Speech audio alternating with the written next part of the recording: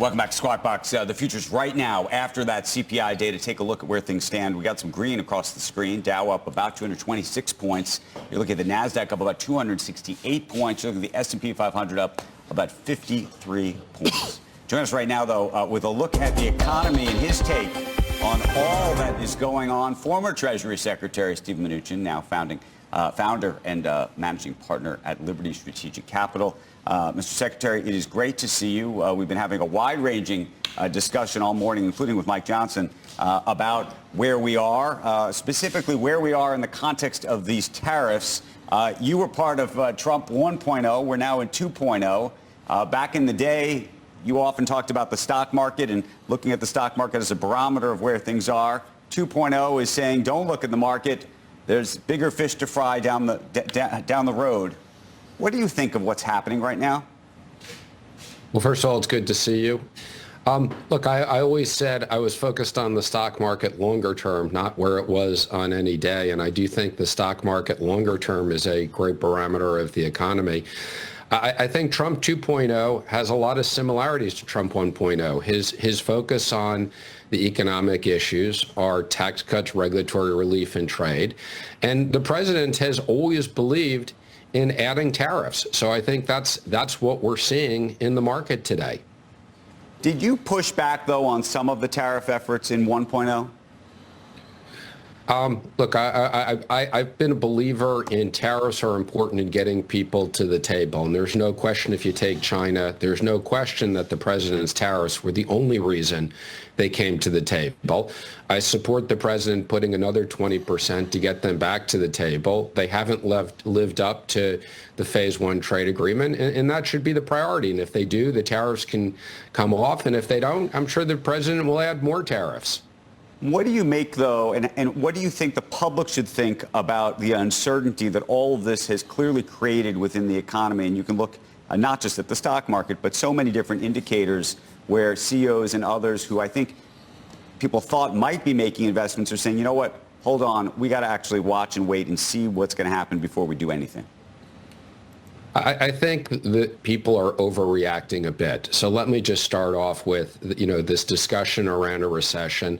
I don't think we're going to have a recession. I don't think the outlook looks like we're going to have a recession. And Larry Summers saying there's a 50% probability, I just don't agree with that. We've had a 5% correction in the S&P. We've had close to a 10% correction in the NASDAQ. Both of these indexes were at very high levels and had huge tech spending built into these. So I don't think anybody should look at what's a natural, healthy correction of these indexes as indicating that the economy's in trouble. Steve, Mr. Secretary, I did not see everybody around the crypto summit. I don't know all who was there. I know the Winklevi were there. I know Sachs was there. I don't think you were there, but immediately, and I'm glad you're laughing because I'm laughing too. Immediately, these people on Twitter remember things. They remember our conversation where I said to you something about Bitcoin, and I go, oh, you're going to own it. And it was 2019. And I go, well, the Treasury's going to own it in 6 years. I just was like sort of just yanking your chain about whether you're going to load up on Bitcoin after you were Treasury Secretary. And I just want to get your comments now because it has come a long way, baby, at least from that conversation we had to a sovereign fund where people are maybe looking at ways of even adding to that. What's your comments on it now on Bitcoin? I don't own any Bitcoin. I missed the rally in Bitcoin. There's plenty of other things that one could have bought that could have made a lot of money that I think if you hold for the next Not that much, unless you leverage the hell out of NVIDIA or something. Well, maybe NVIDIA. I still, look, as I've said, if people want to buy Bitcoin as an asset class, they should do that. I continue to be concerned about the issues of transparency in all these cryptos and making sure that we're fighting terrorist financing and making sure that we don't treat them like Swiss numbered bank accounts. But store of value, Steve, do you buy it yet, like gold, digital gold, or still need some more proof? I don't buy it as a longer term asset, but then again, I don't invest in gold either. I like owning stocks that generate earnings. Right. Mr. Secretary, though, but let's go back to this reserve idea. My understanding is eventually the U.S. government is intending, I think, to ultimately buy more of this with its own with taxpayer money. No. Well, I don't want to speculate what they're going to do or what they're not going to do. I mean, from my reading of the executive order, it actually was helpful to say they're not going to go out and spend taxpayer money to do that. They obviously have crypto that they've retained from various fines and other issues. I think, the gold is still there, by the way. I have no reason to believe that they've moved the gold since last time I checked on it. Let me ask you a different question. Several of your former peers in your role signed an op-ed about a month and a half ago now, maybe a little bit longer even, about the way their concerns about the way Doge and Elon Musk were going about their work. I think less about the work itself in terms of trying to actually find savings and more about the process. You did not sign that letter. Did you talk to them before they published that letter, and did you consider it? I did speak to some of them. I didn't consider signing it. I have a lot of confidence in Scott and what he's doing. I think the letter kind of addressed certain issues at Treasury and what were the payment systems, and I'm comfortable with what Scott is doing and that the payment systems are secure. So no, I didn't see a reason to sign that letter.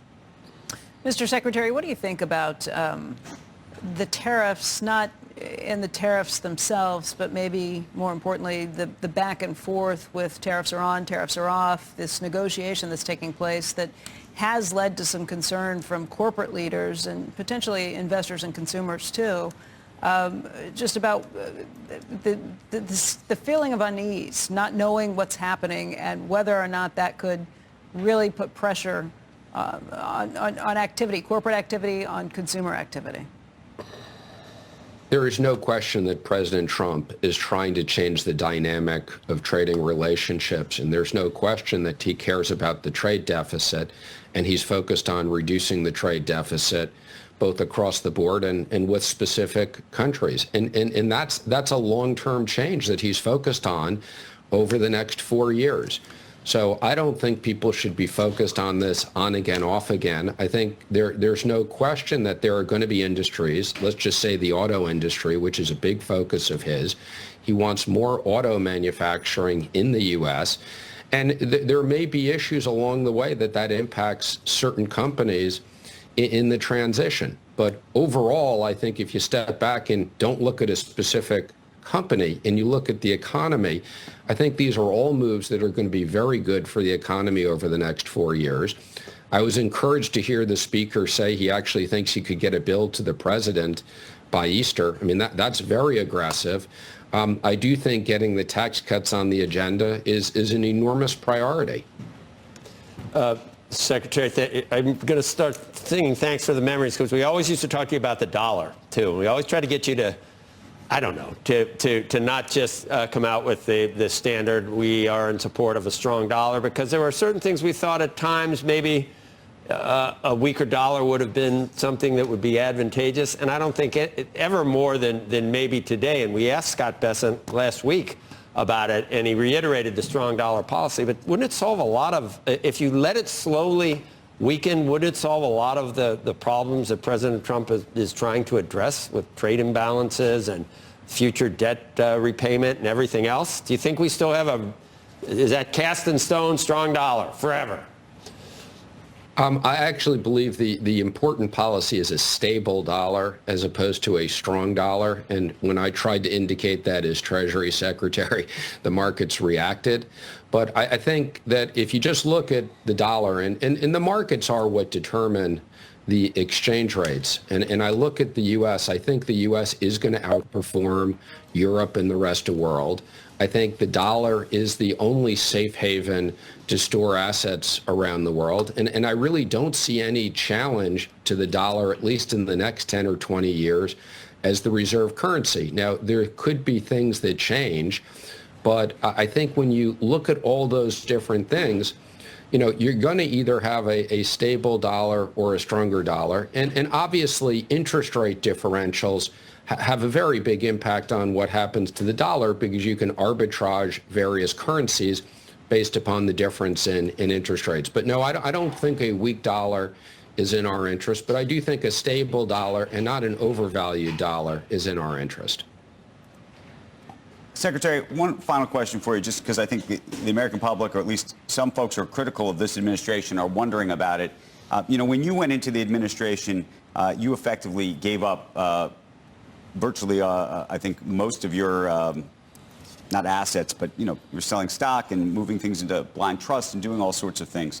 Obviously, Scott Bessent and some others are doing that, but there are lots of other people in this administration, or at least people who are involved in very big decision-making, that still own all sorts of stocks and other assets that could be impacted by the work that they are doing. How do you feel about that? Well, let me just say, it was a great honor to serve the president and serve as Treasury Secretary. And the last thing I was concerned about was having to divest assets. I didn't use blind trust, just to be clear. I sold all my assets and put them in basically market indexes.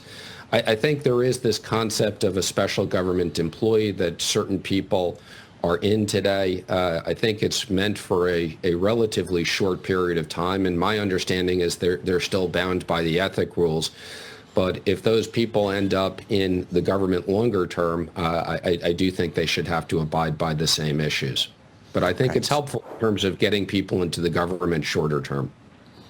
Mr. Secretary, we always appreciate talking to you. We very, very much appreciate it and look forward to talking to you again very, very soon. Thanks. Thank you. You bet. Oh.